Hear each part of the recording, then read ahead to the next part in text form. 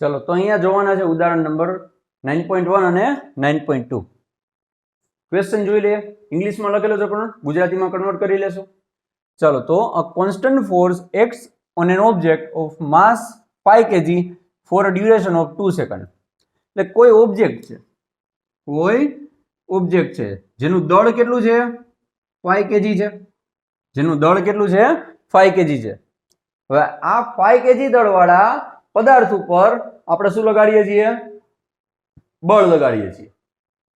Okay, અહીંથી આપણે બળ લગાડીએ છીએ. કેટલા સેકન્ડ સુધી?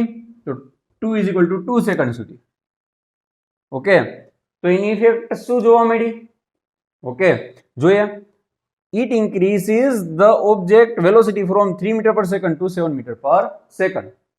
એટલે કે એની જે વેલોસિટી છે આ બળના કારણે એનો જે વેગ છે એ ક્યાંથી ક્યાં સુધી વધ્યો? 3 મીટર પર સેકન્ડ ટુ 7 મીટર પર સેકન્ડ. ચાલો તો પછી શું કહેવા માંગે છે? Find the magnitude of applied force. તો પેલો ક્વેશ્ચન પૂરો થઈ ગયો આમાં. ઓકે, તો એ કેટલું બળ હશે આપણે ગોતવાનું છે. એપ્લાઇડ જે બળ છે એ બળની મૂલ્ય આપણે ગોતવાનું છે. ઓકે, તો એનું ઇક્વેશન થશે F = ma. F = ma લખી શકીએ ને. સો એક્સેલરેશન ઇઝ પ્રવેગ બરાબર શું લખી શકશું? અંતિમ વેગ માઇનસ પ્રારંભિક વેગ છેદમાં લીધેલ સમય. આની પહેલાના ચેપ્ટરમાં તમે ભણી ગયા છો, ત્યાંથી આવ્યું. F = ma આપણે ન્યૂટન્સના સેકન્ડ લોમાં તમે ડિરાઈવ કરેલું હશે, પ્રૂફ કરેલું હશે. ઓકે, તો A = v - u / t. આ જે ઇક્વેશન છે એ આમાં મૂકી દો તો આવું દેખાશે. F = m v - u / t. ચાલો તો m ની જગ્યાએ 5 મૂકી દો. આપેલું છે આપણે દળ પદાર્થનું. અંતિમ વેગની જગ્યાએ એ કેટલો અંતિમ વેગ આપેલો છે? 7 જેટલો, તો 7 રાખી દો. પ્રારંભિક વેગ કેટલો આપેલો છે? 3, તો 3 રાખી દો. ડિવાઈડ બાય 2, સમય કેટલો આપેલો છે? 2 જેટલો.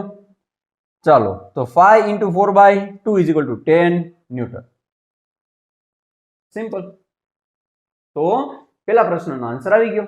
હવે બીજો પ્રશ્ન શું આપેલો છે જોઈએ. Now if the force was applied for a duration of 5 seconds, what would be the final velocity of the object? હવે આ જગ્યાએ જે 2 સેકન્ડ માટે આપણે બળ એપ્લાય કર્યું હતું બરાબર, એની બદલે હવે તમે 5 સેકન્ડ માટે બળને એપ્લાય કરો. કેટલી સેકન્ડ માટે? 5 સેકન્ડ માટે.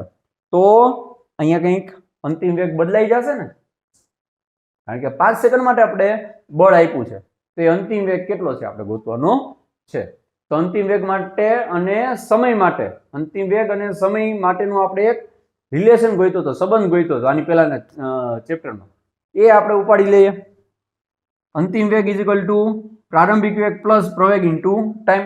આવું એક ઇક્વેશન આપણે ડિરાઈવ કર્યું હતું. ઓકે, ચલો તો હવે u એટલે શું છે? 3 મીટર પર સેકન્ડ. ટાઈમ કેટલો આપેલો છે? 5 સેકન્ડ. અને પ્રવેગ એટલે આપણે આવું લખી શકીએ ને F/m. એને કરતા બનાવો તો F/m = a લખી શકાશે. તો એ લખી નાખ્યું. એની જગ્યાએ F/m આ બધા જ મૂલ્ય આ ઇક્વેશનમાં મૂકી દો. આ જે સમીકરણ છે એમાં આ બધા જ મૂલ્ય મૂકી દો. v તો ગોતવાનું છે એટલે v જ રહેશે. u ની જગ્યાએ 3 મૂકી દો પ્લસ એની જગ્યાએ F/m મૂકી દો અને t ની જગ્યાએ 5 મૂકી દો. હવે F અને m ની પણ મૂલ્ય છે ને આપણી પાસે. બળનું મૂલ્ય આપણે ગોઈતું 10 ન્યૂટન અને દળનું મૂલ્ય પણ છે. m એટલે દળ, એનું મૂલ્ય પણ આપણી પાસે 5 kg. એને પણ મૂકી દઈએ. 3 + 10 / 5 × 5, 5 5 કટ થઈ જશે. સો 10 + 3 = 13 મીટર પર સેકન્ડ. રેડી?